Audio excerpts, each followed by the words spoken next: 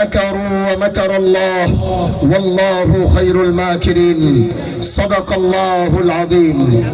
ত্রয়োদশ জাতীয় সংসদ নির্বাচনে আয়োজিত আজ মাদারীপুর 1 আসনে আজ এই আজিমুশান এই প্রোগ্রামে উপস্থিত আছেন আজকের সম্মানিত প্রধান অতিথি বাংলাদেশ খেলাফত মজলিসের সম্মানিত আমির হযরত মাওলানা আল্লামা মামুনুল হক দামাত বারাকাতুহুম। উপস্থিত আছেন 10 দলীয় জাতীয় নেতৃবৃন্দ এবং আমার সামনে বসা শিবচরের মাটি ও মানুষ, যাদের সাথে গড়ে উঠেছে 250 বছরের এই সম্পর্ক।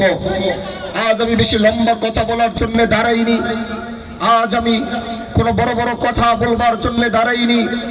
আজ দাঁড়িয়েছি সেই আশাটুকু নিয়ে, সেই চাওয়াটুকু নিয়ে যেটা আমার পূর্বপুরুষরা এই দেশের জন্য, জাতির জন্য, ইসলামের জন্য যেই ভূমিকাগুলো তারা রেখে গিয়েছিল, এক এক করে যখন তারা চলে গিয়েছে তখন এই দেশের মানুষ মনে করেছিল হাজী শরীয়তুল্লাহর এই প্রদীপ হয়তো নিভে গিয়েছে, এই বংশের আওয়াজ হয়তো নিভে গিয়েছে, হাজী শরীয়তুল্লাহদের ইনসাফের এই আওয়াজগুলো মনে হয় বন্ধ হয়ে গিয়েছে।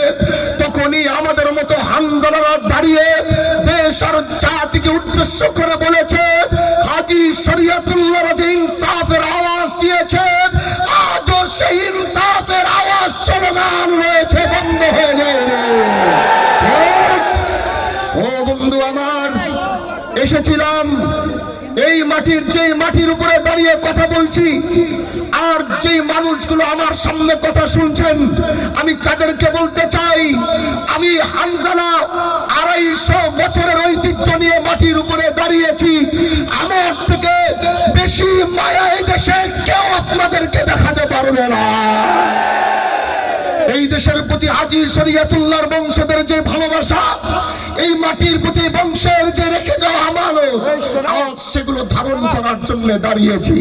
আমি রাজনীতিতে আসিনি, আমি আবার বলছি, আমি রাজনীতি ছাড়া যে কাজ করছিলাম, সেই কাজে এই দেশের মানুষ আমাকে এমপি হওয়ার আগে এমপির পদমর্যাদায় শিলচরের মানুষ আমাকে দিয়েছে। কিন্তু তারপর আমি হানজালা রাজনীতির ময়দানে কেন, এই কথা আমি বলেছি গত 2 দিন আগে।